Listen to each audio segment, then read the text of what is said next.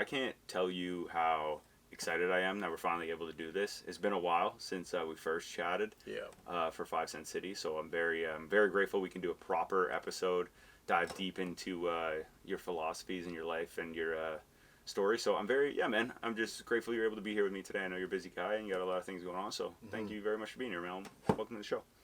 My pleasure to be here, man. It's definitely feeling a lot looser than the first time. First time I was like, okay, I've got to be extremely serious. Everything I have to say is like really profound. Yeah. But this time it's much more familiar. It's Nice. cool. I love it, dude. Yeah, it's good. That gets me a bit more excited too to do it, especially when you have that familiarity and that chemistry already built. Bit so that and the topic's a bit a bit looser. Yeah. Right, like it's you. Yeah. And it's you don't really have to hit any marks or anything, which is good. So with that being said, take us through kind of your transition period. We'll start here, leaving post-secondary school, and then we can kind of unpack everything else after as it goes. Right, because it's life after high school. You betcha, buddy. It's good place to start. It is, yeah, absolutely. And just looking back, wow, you're like, that's a long time ago. Because my high school reunion's coming up. I'm that age now, you know. But after high school, so when I went to high school, we had like grade 13 OAC. Oh, jeez. And I stayed the extra year, but I was 1 credit short because I just wanted an extra spare and I didn't think I needed grade 13. So after that, I took a year off. I moved to Brampton, worked at the Canadian Tire National Distribution Center, just as the warehouse clerk kind of guy. That job sucked. I worked that until I bought my first car, came back home, and then I enrolled. Where did I go first? I think I went to Cambrian first, took graphic design. Wasn't really serious about classes. Dropped out. The next year I went to Laurentian, took communications and music. Wasn't really serious about that. Dropped out, and then worked some odd jobs. I was a tire tech for a long time, for a few years while I was doing my Common Core. Drove a tow truck after I finished my Common Core, then finally got into the mines. And then got married, got divorced, got sick of living the mining lifestyle, man, and then I quit and I opened up a barbershop. Yeah. Yeah. No kidding, eh? That's up to speed, I think. Oh, man. Yeah. Yeah, so we'll unpack that for sure. Where, so home is Sudbury, correct? Just outside of Sudbury. I grew up in Marks Day. Right. Yeah. Right. So kind of backing up a bit, where did I do want to know where you think in all that, if you can explain to people who might not know, where the barbershop kind of idea first stemmed from. Like even the ability to do that, like where'd you learn any of that? Yeah, so how does that piece in? Yeah, I was like 10 years into my mining career, and 10 or 11. But I was having a particularly bad day. I was having a huge conflict with like stuff that I was pursuing outside of work versus going to work.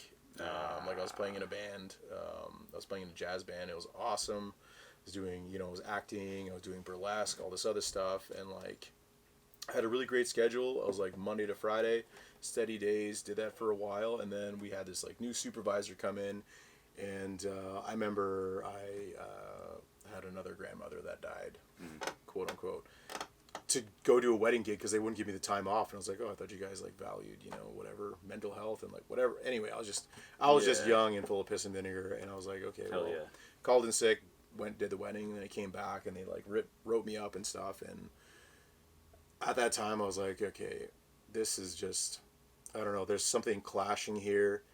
And so he canceled my job, so I had to go back on the shifts. So I was like, I'm not going to be able to do any of the things that I want to do. And around that time, like the company that I worked for, they had a bunch of dams in their country collapse, and a bunch of people died. And I just felt like I was part of this big cog, and I was just another number. And I just felt like I was punching in, punching out. Yeah. Didn't really, I wasn't there. I was having zero fulfillment at work. The thing that was paying me money. But I was having all this fulfillment outside of work for these things that just made my life feel incredible, man. So I stopped at my barber's place, and we were just getting to talking. I was like, I think I want to try barbering, because like, I don't know, I kind of romanticize like old professions, and like I don't think I'm good enough to be a prostitute. So yeah, barbering was like the next logical thing. And like I loved like the Ice Cube movies, you know, like Yeah. barbershop was like, man, like to be, I don't know, to be like a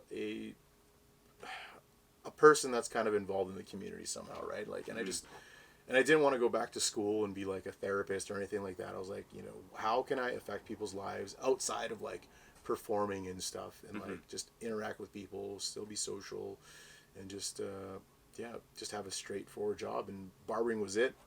She guided me to this place in Hamilton. I did some training there, and then did some training with her. And then after that, I was just like, I was cutting at home at my apartment. I had a pretty big studio apartment above the Grand downtown, because I was a DJ for 20 some odd years.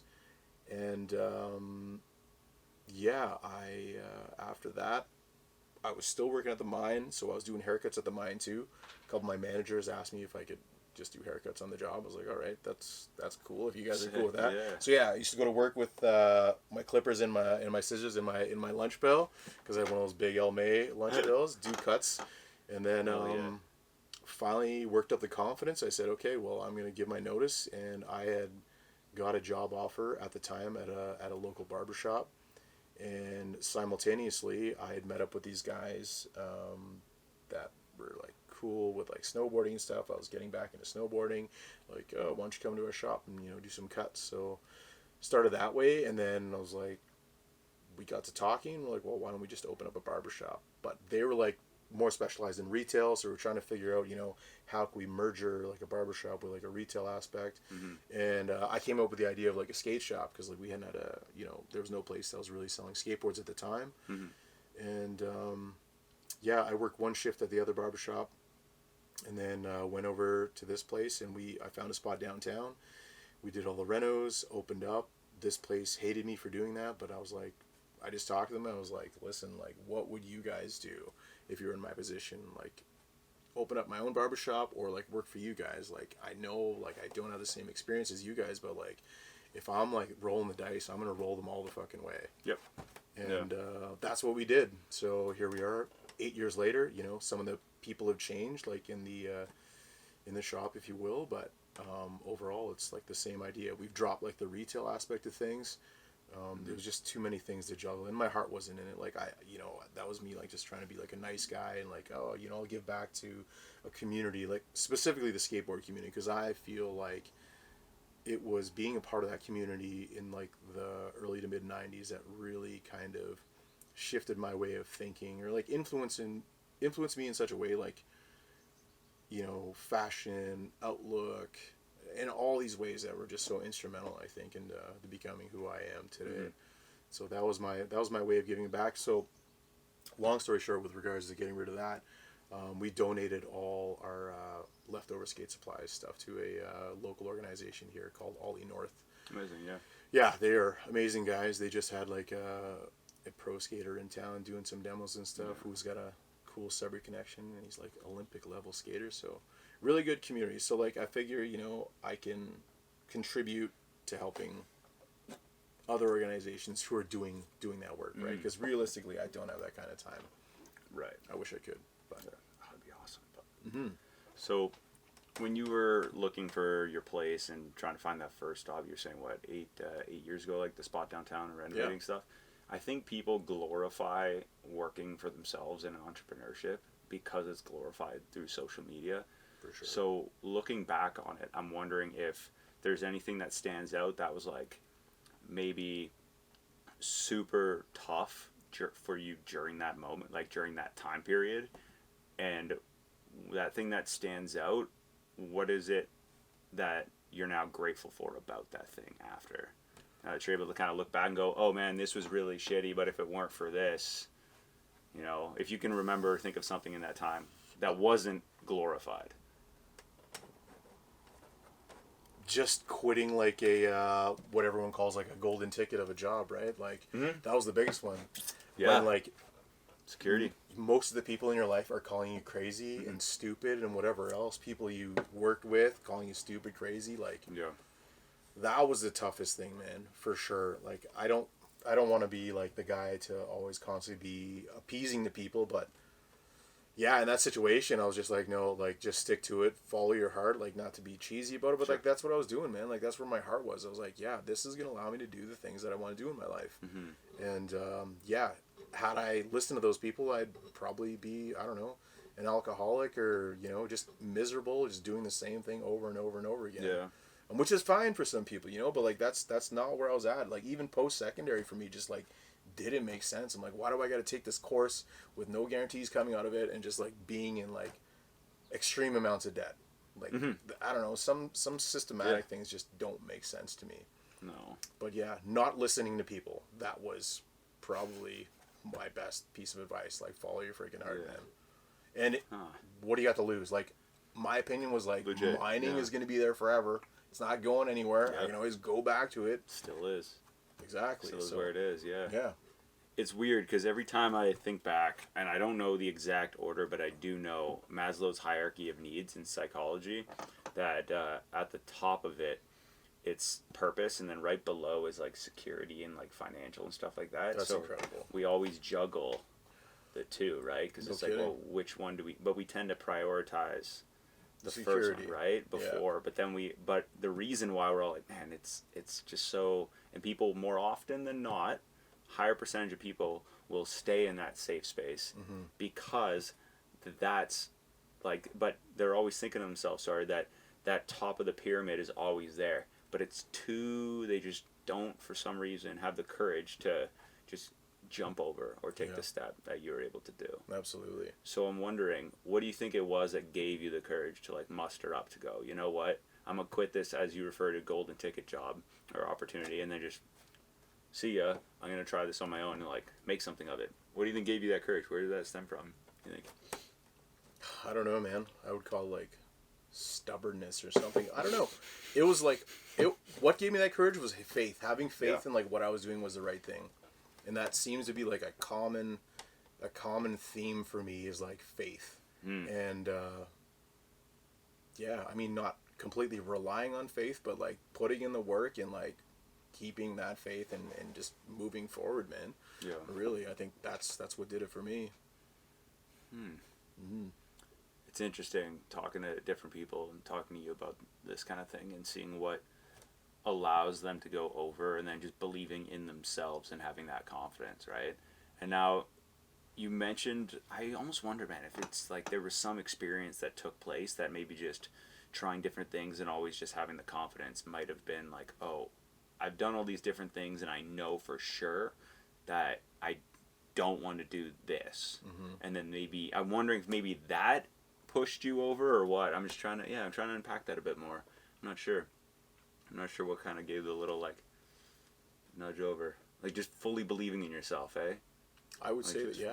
I would say that's the biggest thing. And, like, and knowing, well, just, like, looking, like, you know, pulling the microscope back a bit and, like, looking at the whole picture and, like, the whole scheme of things. And, like, I don't know, I really hate the idea of, like, not being able to live your life until you're 55, 65, whenever your pension kicks in. Horrible idea. Yeah. Like, why, man? You're here now. This is your only go-around, allegedly, you know? Like, enjoy the trip while it lasts here. That's it. Yeah, that's it. Don't hurt anybody. Be a cool person. Like, don't be an asshole. Only when you need to be. But... especially when you need to be. Yeah, exactly. I love it. Commit. Be impeccable with your word. You're damn right. Yeah, I just was looking at, I don't know, it's just being an artist, man. I guess that's what it is. I guess that's what it is. Like, I want to feed my art. I want to feed my creative side. And, you know, I was making do while I was working underground, but just at the end of the day, man, you're just, like, spent. And, like, not to say, like, being an entrepreneur isn't as hard as, like, you know, doing anything shitty work. Else, yeah. You know, I wish I would have known that. I wish I would have known, like, it's a full-time marriage commitment. Yeah. But, I mean, the whatever the expression is, sometimes the juice is worth the squeeze. Or whatever. I love it, dude. Right? Like, yeah, it really is. Like, when you have those, when you get your flowers, it's just like, damn, man, like, this was all worth it. And that's another thing, too, like, being able to receive, like, compliments and whatnot. That's a big issue. I was always the guy, I was like, like, thanks, but like, this guy does it better, or this guy does it better. And like, now it's like, okay, I know what I'm offering people. I'm consistent with that. And thank you for the compliment. I'm glad you had a wonderful time here. Looking forward to see you again. Like, amazing. Yeah. So I've been having this conversation with a handful of different people recently, and I'm wondering what your 5 cents is. When it comes to a balance of artistry and creating meets business, where do you think a successful gap is bridged? Because right now I found there's a lot of very creative people that are doing creative things but making no money doing it, or making very little. And I'm like, no, you want to make tons of it, because that's the goal of, if you're doing it as a product or service, right? Yeah. But then there's the other side of it where there's the creativity where it's like there needs to be no boundaries to allow artistry to flow. Right? So there's that idea, right? There's that ideology that's kind of conflicting, right? So I'm wondering, for you, what's been your experience of being able to bridge it? Man, don't like being all like woo-woo about things, but like, no, there's definitely a spiritual aspect to it. I really believe in like manifestation, man. I think you really have to sit down with yourself and ask yourself what you want out of this life. And when it comes to like pursuing like, the arts, if you will, like, sacrifice really is a huge thing. Don't be a martyr, but you've got to sacrifice things. Like, when I was working in my previous career, like, I had very expensive cars, all this other stuff, but like, that was just like a payment. If you can reduce those payments, you can, really focus on the things that you're trying to strive and work towards. And I mean, like, that's easier said than done. I only now, like, really learning how to do that. I find, like, I have a wonderful partner who supports me, believes in me, and we pursue these things together. Shout out to her, yeah. Yeah, shout out to Izzy for sure. But yeah, man. Quit making up excuses and really focus on the things you want. Like, really prioritize the things you want, and like, somehow the water will flow that way. Like, for a long time I would like, for my quote unquote success, I was like doing an impersonation. Like, I did like a tribute act, I used to call it. I'm like, I'm not an impersonator, I'm a tribute act. So I did, like, when I was 14, I started doing like a Frank Sinatra tribute, and I did that for years. And like, that was cool, that was awesome, but I wasn't able to find my own voice. It's now only within the past few years I've been able to really like find my voice and like my quote unquote style, if you will. But yeah, sorry, that doesn't answer the philosophical question you proposed. But yeah, I would say that sitting down and really focusing on what you want, and like, be realistic, and take the opportunities. Never think that. It definitely does answer it in a way, for sure. I hope so. Yeah, I hope so. Like, you're making the most of the opportunities. You're challenging yourself and taking that time in the mirror to go, hey, I need to like figure out what it is, like you said, like you want out of it. And like you said, like, where's the sacrifice? Where's the, you can't, if you want to make all this money, but you don't want to be disciplined at it, and you just want to kind of operate as it flows, because that's how you believe the artistry needs to be, then fine. Yeah. But don't complain, to your point. Don't, like, understand that that's, like you said, like, there's not much squeeze. You're not going to get much juice. Yeah, man. Sometimes you got to eat shit. And, like, I think be a dreamer, but also be realistic. A lot of people say they want to be famous or whatever. What does that even mean? Yeah, where is your level of fame that you want? Yeah. And do you really want people knowing the shit that you're getting into all the time? Like, we live in a very optic world now, right? Dude. So like, it's crazy. Yeah, I don't think you want 5 million followers, like really following. Like, if I could, I'd have 500 to 1,000 true fans. That'll get you through, right? Do those numbers, do that math, and you're like, yeah, now you have tangible connections. Yeah, man. These people actually love you for like who you are and what you're doing, as opposed to like the likes and all that other shit. Yeah, so vanity metrics. Vanity metrics, exactly. Yeah. Man, I used to get caught up in that shit, man. Dude, it's tough not to. Yeah. I was like, why are these guys so huge in Russia? What the, it's hilarious. But anyway, if you're in any form of like public or community thing or any form of like performance, it's very hard not to get caught up in vanity, right? You're in the metrics of it. Sorry, you're doing the comparative analysis with what everybody else is doing when you're at your lowest. And I find this conversation keeps coming up, and it's so important to touch on every time, right? Where it's, if you're not focused on what you're doing, and it's somewhere on here, and I can't remember who said it, but it, probably, I don't know, man. There's a bunch of stuff, but it's like comparison's the thief of joy. Yeah. Right? Yeah. And I'm sure you've heard it countless times. So but it rings true every single day. Like every single day, if you're feeling down, you're looking and you're comparing, you're like, why are they growing but I'm not? And like, we both know people close to us that, or friends of ours that might be too wrapped up in vanity metrics and like trying to understand, it's like, oh, I need this amount of views, I need this. And I'm like, but what does that really equate to? Yeah. Right? It's like you could have 100 views on something or 10,000 views, but nobody you really know saw it, or you get the right response that hits the right person. Yeah. Right? It's all about the quality of it, and I think it's so hard to distance yourself from like comparing that. But it is tough. Yeah, it is. And like, man, I don't know, like for example, you know, DJing for so long, you DJ for thousands of people every week. Yeah. And then years down the road, like you meet someone, be like, "Oh, you're so and so." Like, yeah. They're like, "Oh, I met my wife because of you."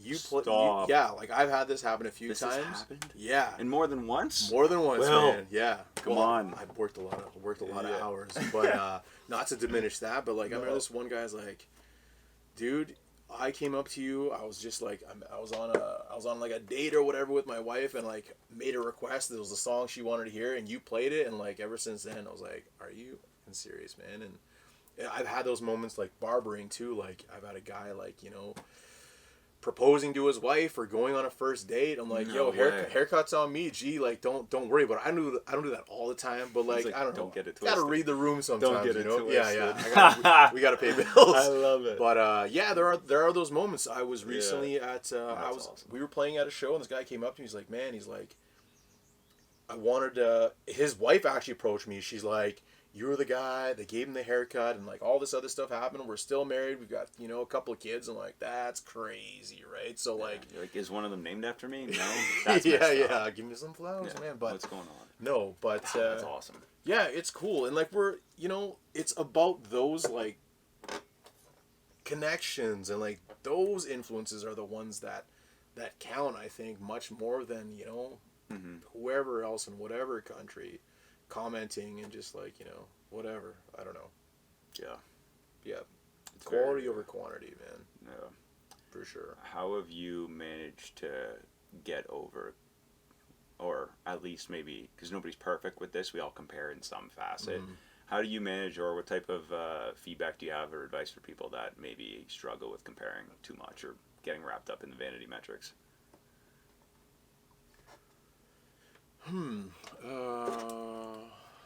Great question.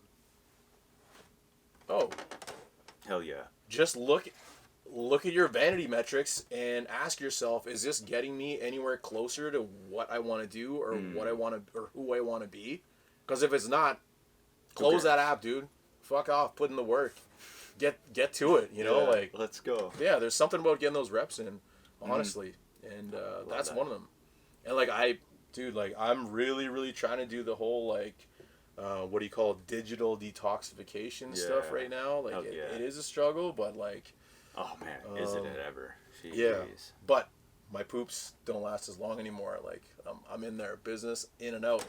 To be real, it's true, dude. You ever wake up? You ever like get up and you're like, my legs are numb? That's the most relatable thing I've ever heard in my life. Yeah, dude. I'm like, oh yeah, it's 20-minute mornings. Yeah, I'm scrolling. Why? Yeah. Why am I scrolling? Focused on the task at hand, man. I get wrapped up in watching certain guys on YouTube shoot different types of caliber gun ammo through different types of things. It's like, can this excavator bucket stop a 50 cal? And I'm like, I gotta know. I have to know. I gotta know. I have to know. I'm a sucker for that shit, though. Yeah, I got into that stuff too, man. But like, I was like looking at the track on the bottom of the YouTube, like, okay, I'm like, that's where it happens. Let's just scroll. Yeah. We all get in the YouTube hole, man. But I don't know. That's good. There are worse holes, I'm sure, to go down, but I bet. with that being pause, man. I haven't heard pause since Uncle Michael left, man. It's for the best. Yeah. But jeez, eh? It's too good. Shit, you got me. Train derailed. When did you? How'd you first get into DJing, man? That's crazy. Oh man, you did it for a long time. I did, yeah, and like I haven't done. This is the first time I haven't done it in like a couple of years. Yeah. Nice. So back in college, this is one of the good things that came out of my college career. I was like really heavy into beatboxing. I did that quite a bit, and at the time, like Rozelle from The Roots, came up with his first like record, and it was like one of the very first like all like beatboxing records. So anyway, he had a skit on there where he was like beatboxing and he was like singing the chorus and doing the beat at the same time. A friend of mine that I was in graphic design with got wind of that somehow, and he's really into like breakdancing and popping and locking, and he's like, yo, you gotta come to the bar that I work at. He was like a beer runner there, and he's like, I'll introduce you to the DJs. So we went there. I don't know, it was like a Wednesday or Friday night. I don't remember what night it was, but like the place was crazy. Talked to the DJ. He's like, okay, we'll put you on, whatever. And then end of the night, kills the music. And he's like, you're on. And so I beatboxed. It was crazy. They went, it went over really well. And then he had me do that a few more times. And then he asked me, he's like, do you want to DJ? I'm like, dude, I've always wanted to DJ. Yes. Like, I've always wanted to DJ. He's like, okay, well, you can come in Saturday nights. That was like their dead night. So I learned from an older DJ there how to beat match and all sorts of stuff like that on like some very, very, how would you say, rudimentary equipment. Not even turntables, just like a console CD unit. And then, that's where I started, man. Jeez. Yep. When was the last time you beatboxed? I don't know, a couple of years probably. Jeez. Yeah. Are you... If I were to ask you to do it, just because I'm curious, would you be able to? Like, could you, like, lay some down? Yeah? Yeah, maybe. Yeah. Not right this second. Not right this second? I probably could. Damn it. I got out of it, like, Soon I enough. don't know. It got really, really, really big, man. And I remember there was a young lady from Sudbury. She was getting a lot of, like, traction. And she's like, yo, do you want to battle me? I'm like, I do not. I have zero interest in battling you. Like, you're very good. I'm not about to put my neck out there and get beat by a young female, you know, who's clearly world renowned now, or she was at the time anyway. So, like, I don't know. For me, it was just kind of like a party trick, to be honest. I see you. Yeah, that's cool. Right on. Like, oh, what do you do? And you're like, actually, I have a special skill. Huh. So, were you always... Actually, I want to say this before I ask that question. I always thought you were two different people. I swear. Like, DJ Will and Will, I thought were two different people. I literally was like, oh. And they're like, yeah, DJ Will. And then people refer to you as Will, and I thought they were talking about two separate people. Yeah. I swear. And I was like, oh, cool. And then, like, it threw me off for the longest time. I swear. And then I was like, I met you, and I like got to learn about you, and I was like, oh, it's all the same dude. Yeah. This is crazy. Many hats, dude. Many hats. And it's interesting you brought that up, because... Renaissance man, we call him. Thank you, man. That's a better way. That's a better way to put it. Because, like, I don't know. I had this, like, huge realization with some fellas not that long ago. Like, I don't know. I find, like, in all facets of my life, different social circles, I'd be putting on, like, a different hat and, like, just playing a different character, right? And, like, not being me, if you will. And Tricky.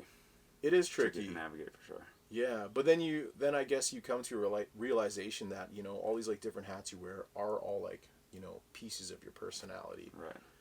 You're not one thing or another. And it's just something I've always battled with, man. Like, I don't know. I think it just stems from, like, being, like, in a, you know, an Asian kid in, like, a small French Pentecostal town. Like, nobody else looked like me besides, like, you know, my sister and my mom.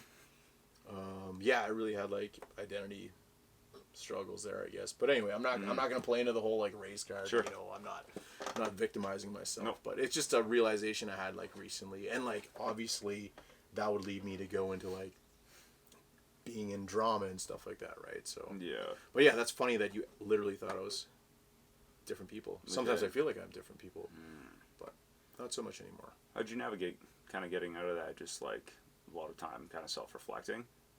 Lots of self-reflecting, lots of reading, yeah. Huge. What type of stuff would you read in order to kind of guide you out of that identity issue? Or those identity issues, I should say. Anything in particular? Well, the biggest book for me that like changed things for me was called, man, of course, it's going to escape me right now. The Way of the Superior Man. Oh, yeah. Yeah, David Dita. Yeah. That was a big one for me.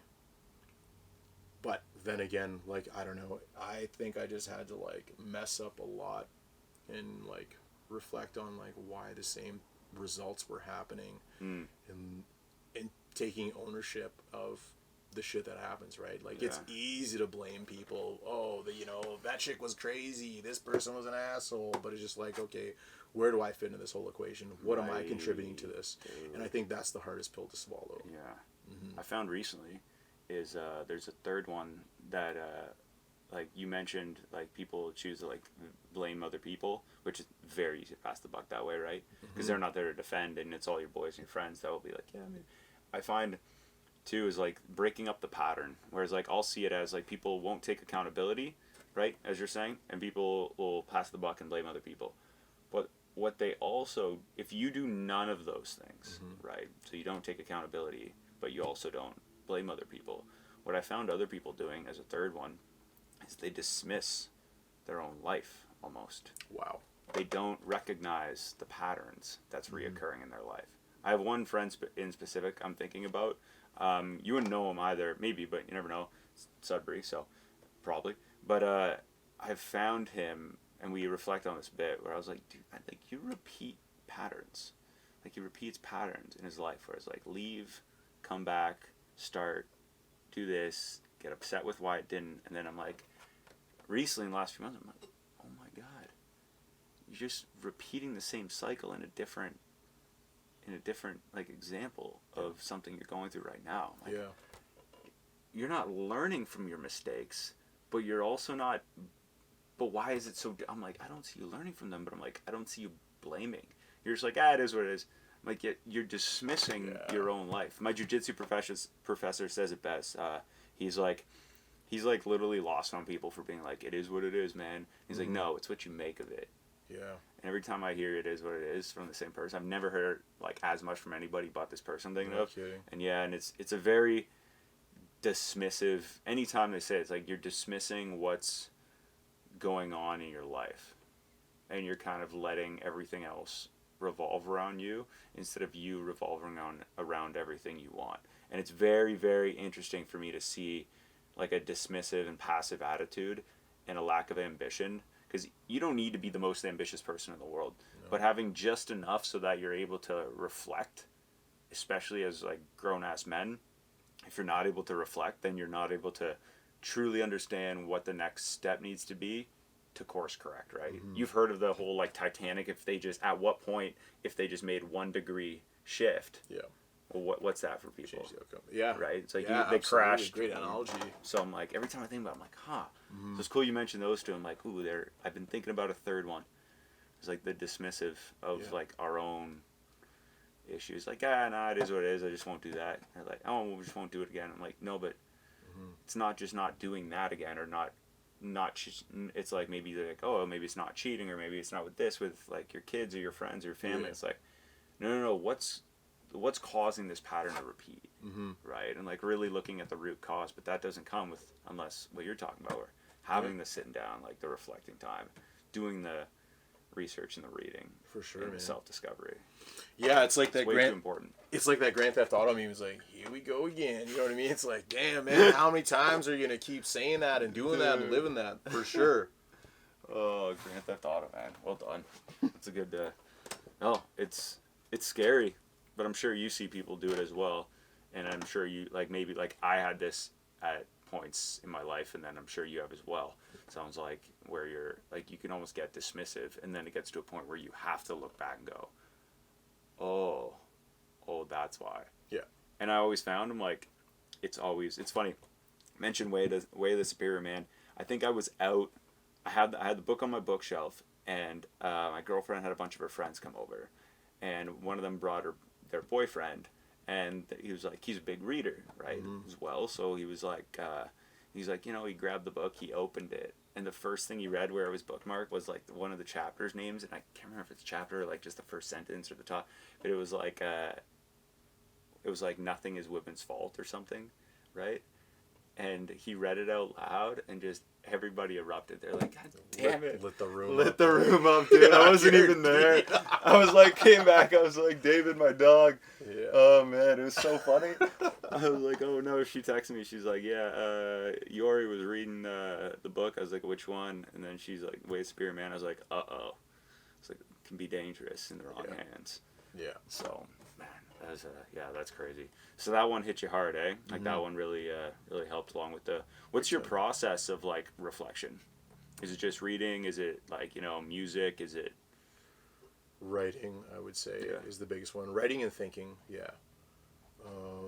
Whether that's like I don't really journal that much. Like I write lyrics or poetry or whatever. I think that's my form of journaling. Right on. Yeah, getting your thoughts on paper, basically. Yeah, exactly. That seems to help.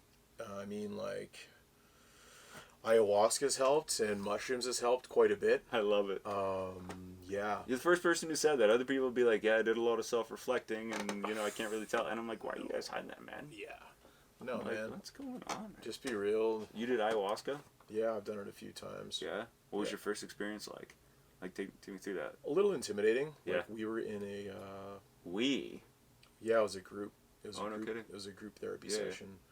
I went with a man who I didn't know very well, but I trusted him. Like, this guy's, like, seen some shit, He's, like, a war vet. Oh, jeez. One eye, like, just, like, totally into his, like, Celtic pagan stuff. And I'm just like, okay, this guy is, like, really, really down to earth. It doesn't sound like it. I didn't really sell it that well. But, yeah, he, like, mentioned he goes to these, like, spiritual retreats. He does ayahuasca. I'm like, that's my next level, dude. Like, that's my next step. I want to do that. Mm-hmm. So we went to this cabin in the middle of the woods, and there was a guru, if you will, that was there, and there's probably like 12 or 14 people in a dark room, and we sat there. Everyone gets a pail between their legs, because you will vomit. It can come out either end. That was one thing they warned me. Like, I realized that as soon as I sat down. I'm like, oh man, we're just like, just gonna expel stuff right here. Shit ourselves together. Yeah, together. But it wasn't that bad. Like, the anxiousness was like really. It was a bit intimidating, yeah. Yeah, but I mean, there just comes a point where just like, okay, let go. You're here right now. Enjoy the experience. You're not gonna die. No. These people do this all the time, or often enough that they're considered professionals. So, surrender to that, and yeah, it was a great process. I still think psilocybin is much better, in my opinion. What I noticed is that the people who attended really had a lot of things, a lot of traumas that they were trying to figure out, work through, and like cure, if you will. Whereas I just went there just to try it, and that's not to say that I don't have my own shit, right? Like, sure. But I think that's very important. In those experiences, like, you really have to like set an intention. This isn't a party thing. I was about to say, it doesn't sound as intentional as. Yeah. So I think that's really, really important for before doing any. Interesting. Yeah, allegedly. Yeah. But yeah. How would you recommend psilocybins to anybody going into it for the first time? Like, kind of for that purpose of, like, discovery. Go with someone you trust. Don't mar the experience or pollute it with any other sort of intoxicants. Like, don't drink. I see you. Don't smoke. Don't do anything else. Just do that. Drink water. Mm-hmm.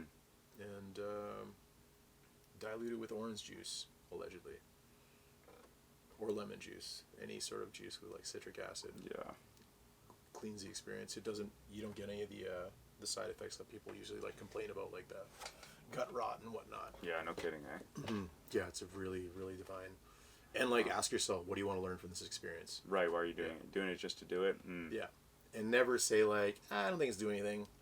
Maybe I'll just do a little bit more. Don't do that. Commit to what you got and continue. Yeah, ride it out. Yeah. Experience it fully. Yeah. Right on. Yeah. How did you first get into music? Because you're in a band, right? Yeah, I'm in a band. Yeah, absolutely. Yeah. Like, tell me how that kind of like how your music journey started.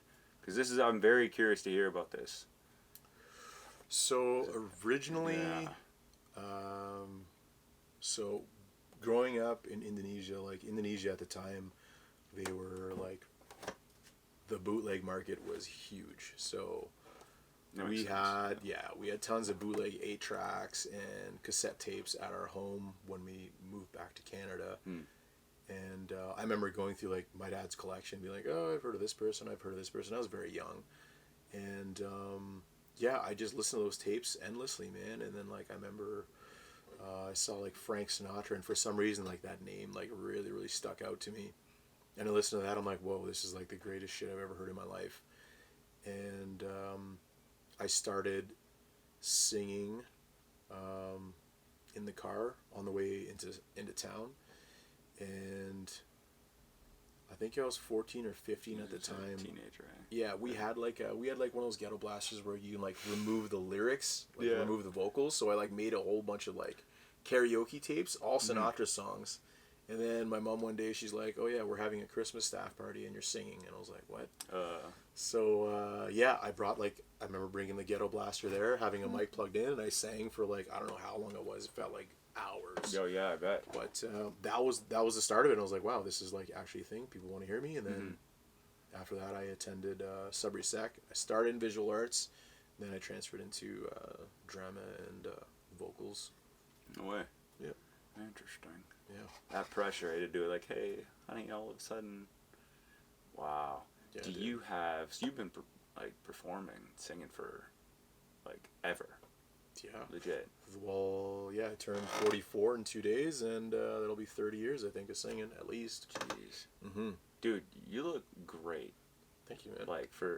When I was like, I don't know your age intentionally. Like, I don't, and I'm like, he's got to be in his, I was thinking today, I was like, he's in his, early 30s. That's cool, man. Early 30s. I think. But I was like, you're more wise, so I'm like, he's lived more than that. Mm-hmm. But is the, age of the years, the quality of the years, I'm like, yeah. But I'm like, I don't think he's, no. That's crazy, man. Thank you for saying that. I'm really amazed, because, the amount of, energy drinks I've had in my life and darts I used to smoke, it's gross, man. Yeah, really, really gross. But I don't know, maybe it's genetics. People always say Asians, whatever, they always look younger, so I'll thank my mom side for that, I guess. Hell yeah. I don't know. Shout out to her, but good times. Shout out to mom. Do you have a favorite performance of all those years, the 30 years or something you've been doing it? Favorite performance that stands out. I'm gonna ask favorite music video or favorite song or favorite whatever, but I'm curious. Favorite performance you've ever had, or most memorable, or something, or most significant, something. However you want to spin it to make it your own. Curious. I really try and make every performance my favorite one. That's one thing I've said to the band is this might be the last time we ever perform together, so give it everything you got. I love it, yeah. My most favorite performance. I know one of the moments that stands out for me, we did Canada Day. It was the first Canada Day at Bell Park in a few years. And I think this is my favorite performance. So we're all jacked up, we're all excited to play. I don't know how many thousands of people were there. Obviously the best day crowd of the year, bro. Yeah, it was cool. It was super cool. There's a bunch of people I knew, whatever. We're playing, we're all excited. And at this time we've only got maybe an hour's worth of music. And so we've got an hour-long spot. We're okay, this is perfect. We're all super excited, and we rush through 80% of our songs. And we're we've still got half an hour to play, and we've only got 15 minutes of music left. And I was like, damn. Everyone's like, what do we do? I'm like, follow me. walked off the stage. Everyone followed me, walked off the stage, and like the organizers were like, "Oh, what's going on?" I'm like, "I'm just keeping them, keeping them busy, keeping them guessing." That's what I said. I was like, "Yeah, we're just keeping them guessing." So I think I was smoking at that time. I had a cigarette. Stood out there for a couple minutes. Some people like filtered out. Most of the people stayed. Got back on stage. I was like, "Okay, we're gonna play this out." And then I think it was 10 minutes, and then we stretched our songs out. We filled that void that we didn't think we were gonna be able to play through. And then I was like, "All right, you guys ready to count it down?" Counted down from 10. It wasn't really planned, but as soon as I said, I did 10, 9, whatever, and I was like, 1, Happy Canada. I pointed my hand in the air, dude, and a single firework from the legs, like, way, boom. dude. Oh yeah, that was sick. That was stellar. Yeah. What? Yeah, that was like, I don't know if this is gonna work, but we'll see. That's like, man, that's like that's like a rock and roll performance, like just going off. It felt like it. Yeah. That's crazy. Yeah, that was dude. cool. How do you that's just hearing that's incredible. Mm-hmm. Like an electric time and everybody's jacked up, ready for it. Yeah. Oh, man, that's so cool. Do you have in like a favorite or most meaningful song? Let's go most meaningful song. Curious. Yeah, there's so many, man. One of them that really, really got me was a Sinatra song called "Shadow of Your Smile." That one is a really, really good one. But I would say probably one of my favorite songs of all time is Jeff Buckley, "Lover, You Should Have Come Over." Yeah, that one is probably my favorite of all time. Why? I've never heard it. Yeah, Can't believe I just said it. No, that's fine, man. There's lots of music out there. Yeah. Just his voice and the composition and like the poetry of his words, like if anybody else was like singing these words, you'd be like, that is cheesy as hell. But the fact that he's just it is so real, the way he sings it and the way he says those words, you're just like, wow, this guy loves this woman.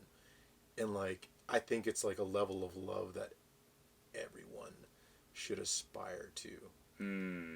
Yeah. Jeez, that's heavy for sure. Oh, that's cool. Yeah. Oh. One of the lines I'll say is like, "My kingdom for a kiss upon her shoulder." He's like, dude, what is he fucking talking about? Like it's just like it's just bar after bar after bar, and like this guy's incredible. And the way he died too, like it's just like, okay, it just adds the allure. Jeez. A lot of people love Kurt Cobain, but I mean like Jeff Buckley, dude. For me anyway, I think, yeah. Not that it's a competition, but no. Yeah. But in your mind, he wins. I think so. Yeah. Absolutely.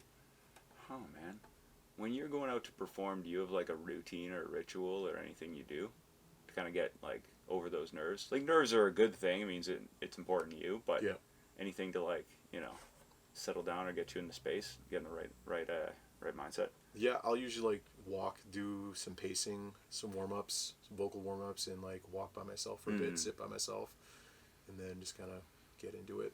Nice. And I always say too, like if you don't have nerves about performing, then like you're probably done. You're not. I don't know. I think nerves are always a thing. Wow. Yeah. Yeah, that makes sense for sure. Yeah. Probably done if you're not. Yeah, if you don't have nerves. It's like not important to you. It doesn't mean anything. I think so. For sure. Did you... So, with the band, what does success look like for you guys? Like how... Is it the goal is to go like, obviously to grow, but what is... Because we talked about fame, like how famous do you want to get? Yeah. Certain things, right? What is like a good... What does that look like for you guys? Well, I can't really speak for the band, but for me would be the ability to go across the country and back. That'd be cool. And play a gig in every province. That's it. And that's a very tangible, realistic Very realistic, thing, right? dude. Because you can play at, like at an opera house, or you can play at some shithole. Nah, you guys play at good places, though. For sure. But I'm just saying, I would be yeah. happy, like, yeah, so what? We want to, we'll play for gas one night. So that's like, that is the goal ultimately. And like in my relationship as well. Like Izzy and I are like writing and singing together and playing guitar together. And like, we're just like, okay, well, if we can do this just ourselves, that would be so much more tangible and so fulfilling. It's an adventure, man. Yeah. Yeah. Life's crazy. Life is crazy. Life is what you... I've told this on the show before, when I did my episode, but it was like way towards the end. It was like an hour and 40 of me just, certified yapping. But I was in this, what's it called? You'll get a kick out of this if you didn't listen to this part. But I was in with Michael at a speech most recently I did in Burlington. Doesn't matter. It's semantics, right? They're all yeah. Basically, we're at a school, we're at a speech, and the guy ahead of him, Jack Armstrong, did a thing, and he kind of spoke about the meaningfulness of everything we do and whatever, right? Mm-hmm. Basically, he kind of starts the speech and then says these things, kind of ends it, and then right towards the end, he goes, yeah, and I met, I was down when I was in New York, I was down there, and I met a couple people, and we went to this coaching conference, and I was in the NCAA and stuff like that, or whatever. Mm-hmm. I don't quite remember the details of it, but basically he was at a conference, and there was one of the keynote speakers, they were doing a conversation after, and he was a Super Bowl winning defensive line coach, whatever, right? Mm-hmm. Very, very winning coach in football. Yeah, big dick energy, man. Very. For sure. And I was fired up for him, so I was like, hey, this is cool. And he's talking to him after, he's like, hey man, what do you, what is, give us something, a bit more, right? And I guess he was saying something along the lines of, this coach, they walked up to him and was like, hey, what do you look for? What is, And he's like, oh, well, it's about the dash. I'm like, what do you mean it's about the, right? It's about the dash. Mm-hmm. I'm so happy you haven't heard this yet. Mm-hmm. I like telling, because I want your reaction to this. It's pretty profound. It's crazy. Blows my mind every time I think about it. But he goes, it's about the dash. And he's like, well, what? So when you scout people, do you look, what is it? And I'm thinking a bit further, maybe. For me, I'm like, okay, well, is it how they approach? Is it if they don't achieve what they wanted or set out to? How do they respond? I'm thinking a bit like that. Mm-hmm. So I'm like, what's their psychology? Whether they succeed or lose, what is it like? How do they pick themselves back up? I'm thinking like that. The guy goes, no, it's about the dash. And we're like, what are you talking about? Mm-hmm. What is... And he's like, what's the secret to, the success? And he's like, it's about the dash. And I'm like, what? Just what is it? And he goes, he's holding on, and then he drops it. He's like, on your tombstone, you have 3 things. You have your date of birth, date of death, and your dash. The dash is everything in between. The dash is your life. And I was like, bro, enough's enough, man. Yeah. I was like, come on, I'm so fan. I wanted to tell you, I was like, I hope you didn't hear it, but it's deadly. Good. Yeah, it was the first and only time, well, the second time I've ever actually thought of getting a tattoo. I was like, I want to get a dash somewhere visible though. That's pretty cool. Yeah, and then the first one was when I saw this guy swim, circumnavigate Great Britain swimming, and he raced the British Navy, and they gave him a plaque. And it had a medallion, and the medallion was a tiger shark with a trident in its mouth, and I was like, that might be a cool tattoo. Dirty, yeah. Right. I was like, that was the first two and only times in my life that I've been if I would to get a tattoo, yeah, then like I said, that'd be the way to go. Both great options. Yeah, both great options. What's the first one you ever got? First one I got was on my chest. It's this water symbol and this water symbol and this fire symbol. It's a band logo. Oh, the band's called Hot Water Music. Right on. And I just separated them. I like those 2 elements, that contrast of the fire and the water. I went through a bad breakup. I'm like, yo, I'm just gonna get a tattoo, whatever. Yeah.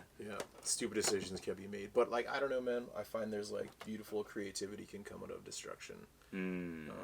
That's how I learned about mushrooms. Found out my marriage was over. There's no repairing it, and I called up my guys, and I was just like, get the mushrooms. And they're like, we're doing it. So it was middle of the daytime, dude. We're in my buddy's garage. I'm like, yep. It's like a Wednesday afternoon. It was like a Wednesday afternoon. Midweek day. Yeah. But like, yeah, that's down for the cause, man. Because they've been like, they've been trying to convince me to do it. And I was like, coax you in it. I just want to do something that's just going to give me some answers or whatever, make me feel something else. And that was it. Which is weird. Because I just said, go with someone who's experienced and like, you trust. Set your intentions. And I'm just like, no, like, life is bad. Let me figure this out. But it might have been a good intention. Like, let me figure this out. Like, just like, let me get out of my reality for a second and maybe see it from a zoomed out perspective, I guess. Yeah. I don't know what they heard on the other end of the phone, to be honest. It was like, shrooms, but. That's all they heard. Yeah. That's definitely all they heard. They're like, oh, yeah. So, 2 p.m. garage. You're like, right, But, man, that's too funny, dude. That's too funny. We're looking kind of back a bit. Before we started, Izzy mentioned you've done like, you had weird travel stories or crazy travel stories. So instead of unpacking all of them, I'm curious, do you have one that stands out when... So when I hear that, and then I'm like, ooh, I love travel stories. Let me hear one or two. Do you have any that are like very unique to you, or they don't have to be impactful, they don't have to be meaningful, they just have to be like, it could be one that was really funny or one that was just like good ass time. If you can think of any. Oh yeah, take your time for sure. No, I definitely have a few. It's just like how forthright do I want to be right now? I don't know. The most popular story I would say is like I remember I was quite young. I was still driving my first car, and I don't know. I was just pulled a series of all-nighters. I'm just like, okay. I think I was like up for 64 hours or something like that. I don't know why, because it was just something to do. It was just a challenge. It was a lot of time. Days were really weird. But I was coming back from Wakestock, which was like in Bala at the time, and I was driving, and like there was a huge stretch of highway where there's like no coffee shops or anything. So I was like, man, I'm fading. I'm like, what am I gonna do, to keep up? So I'm just like, all right, I'm gonna rub one out. I'm just gonna rub one out. I was young, dumb, and full of but so driving down the highway, I'm like, okay, it's working, and as soon as things come to a climax, we'll say, a deer jumps out in front of my car. It doesn't. Yes, it does. Hits the hood. Hood's all smashed up. But you're not even are you driving? I'm driving. Dude! I'm driving, yeah. What? Yeah. So, I was like, how did you hit a deer not moving? Yeah, so I was moving because I wanted to stay up. I wanted to get home, whatever. Oh, you were up I probably had to work. Yeah.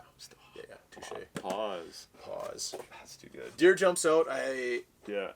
Hit the brakes. Deer goes flying. There's a truck behind me.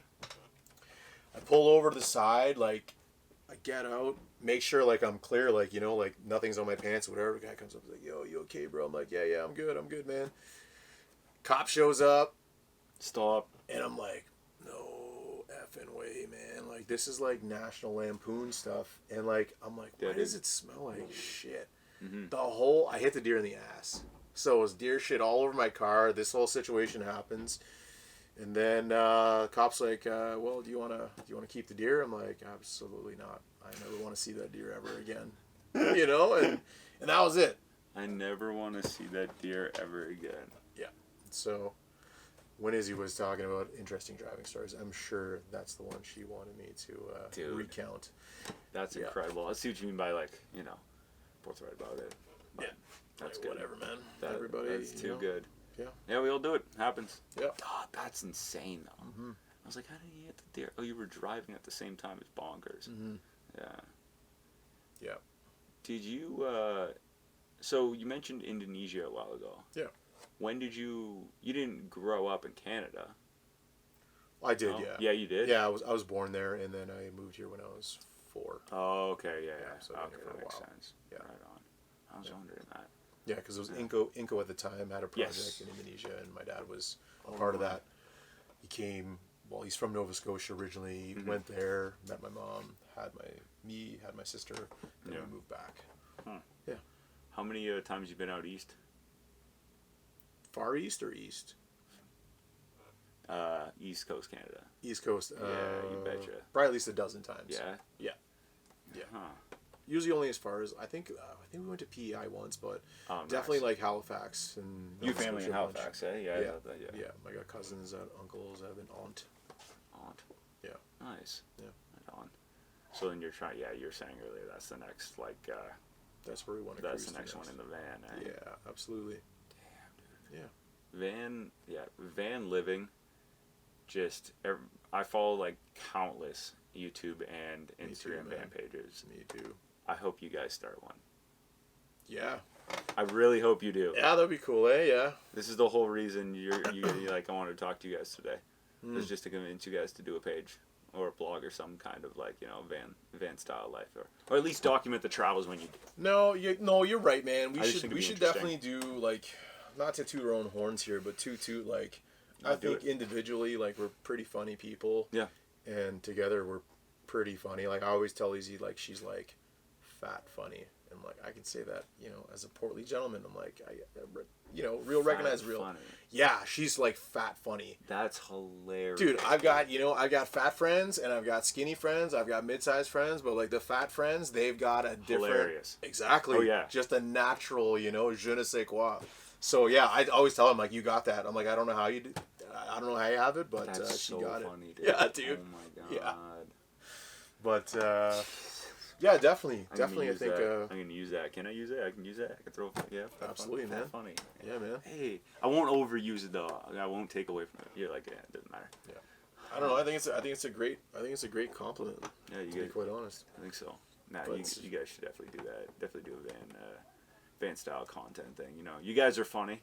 Very funny, and you're both very creative and intelligent with the way you kind of market yourselves and stuff like that, and what you choose to show people is I really like it.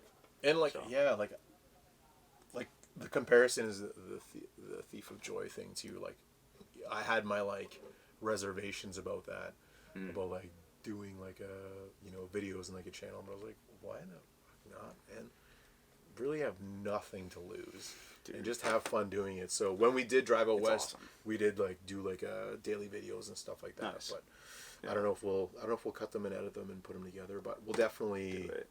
Yeah. Do it. Yeah, you're right. You're right. Do it. Yeah, we'll do that. Yeah, but we'll definitely document the for East sure, Coast for sure, too, for as sure. Well, yeah, I just think it'd be cool to see. And then, dude, I've been posting and like YouTube especially, dude. What was the last one? I posted a video. It was like a video of me doing like showing how to properly cut door jambs for flooring so that you can line it up and not see seams in the room. And dude, I love your home improvement videos. Thanks, man. Yeah. Thanks, dude. Because it's like, it's real. Hell yeah. It's like, this is what I do and this is how to do it. At least dude, like, this is how I'm doing it. Thank you. Yeah, man. No, it's very, very informative. It's helpful. Thanks, dude. It really is. That's why, because then it's like people could see it or they get ideas. And like, I want to do it. My girlfriend wants to do it. We just have yet to like go about it, right? And so seeing people we know close to me that I'm like, oh, you guys, you have a cool van. I'm like, I bet you it's fucking theirs. And I was like, it is. Oh, how'd you get it? Like, what was step one? Research, I'm like, oh, Ottawa. Yeah. So I'm like, I was like, oh, you're 55 and you were able to drive. Okay. So that's kind of like in my head, that's what price is for like a vehicle decent enough to get. Absolutely. And like the thing about that van too is like, I didn't realize that there's like this huge like cultural phenomenon about them too. Like there's a huge community specifically for like that Chevy GMC van. It's like the Westphalia Vanagon things, right? Like they've got like their on like Facebook and stuff. Yeah, like just groups, Facebook groups, Reddit groups. I'm like, wow, this is a cultural phenomenon. Then I'm really looking at this van. I'm like, oh shit, like this is like it's right. This is the A-Team van, Like Mr. T drove this motherfucker. So. Dude, that's like right up both you guys' alley too. Stuff like that, like that old vintage cool shit. And you're like, it speaks volume. I'm vintage, man. Yeah, damn right. Dude. It's a Renaissance vehicle, brother. Renaissance vehicle. To what you were saying about doing your videos, like the home improvement stuff, I just want to say you're brilliant at utilizing what you have. Oh, thanks, man. You are a very creative person. Appreciate it, dude. And, like, thanks, man. It feels weird doing it with that industry, right? Because it's so like... Yeah. Absolutely. Thanks, but like, man. you know, I going from the appreciate it. first pod to like this pod, I'm like, Yeah. okay, where are we? I'm like, no, we're in a studio right Yeah. now, right? Like, you're like, what do I have to be able to, you know, do what I want to do?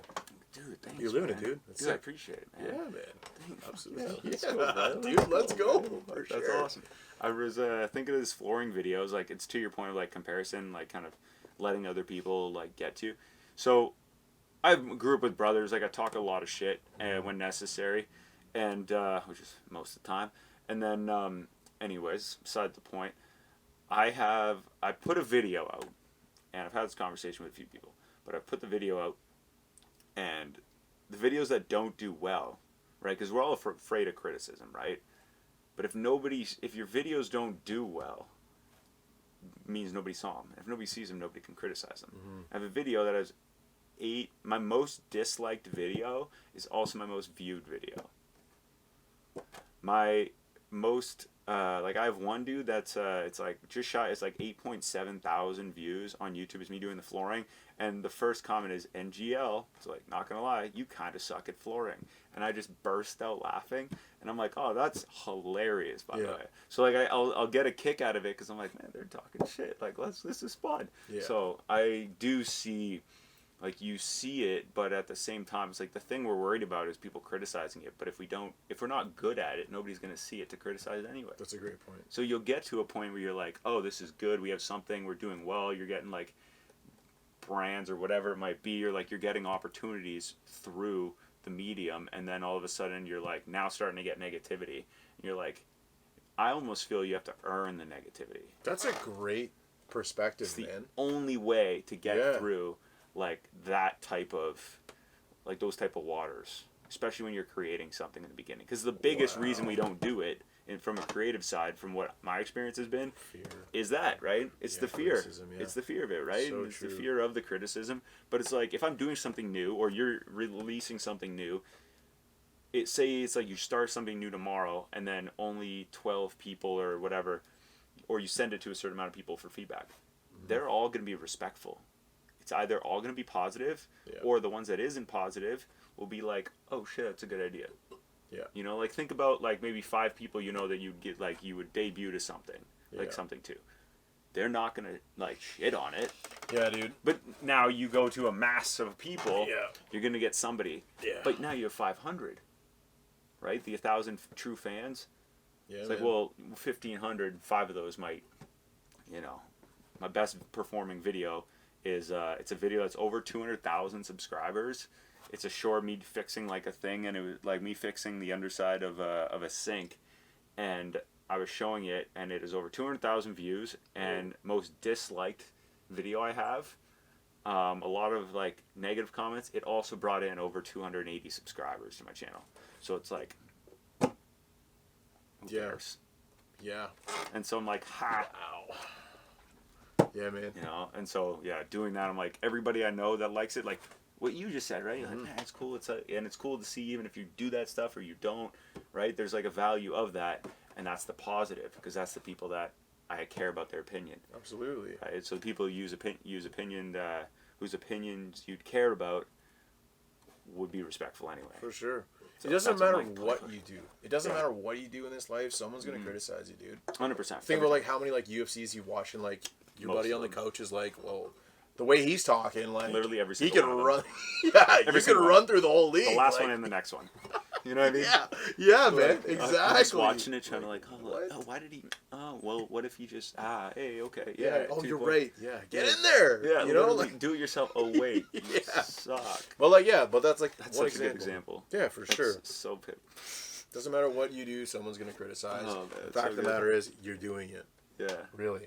Oh, legit. No, for sure. Do you have anything? We've covered quite a bit.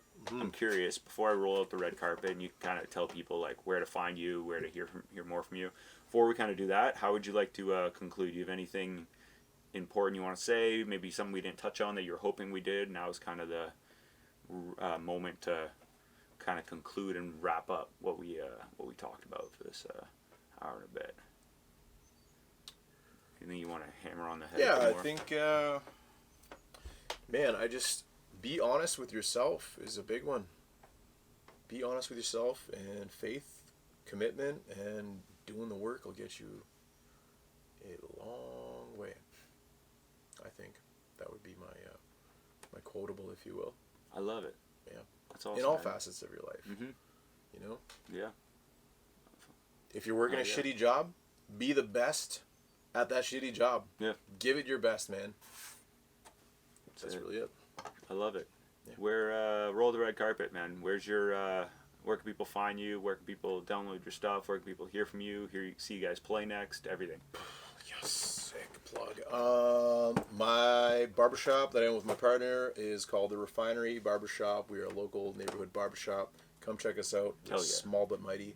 It's a great vibe. We're trying to make it more of a community space as well. So yeah, that's The Refinery. The music right now, the band I'm in is called Harvey King and the Grindstone, on all the platforms, all the music platforms, all the social platforms. And our next gig is August 8th at the Knox Hall downtown, with the band called Superstack. If you don't know Superstack, they are local legends. They are an unreal band. Yeah, that'll be the next show. If you want tickets, $20 pre-save, whatever, or just show up. Bring your friends, bring your family. I love it. Yeah, dude. I love talking to you. I'm grateful you're able to be here today. Man. And let's, man. Thank you so much for doing this, man. Oh, yeah. Appreciate it. Solid Sunday.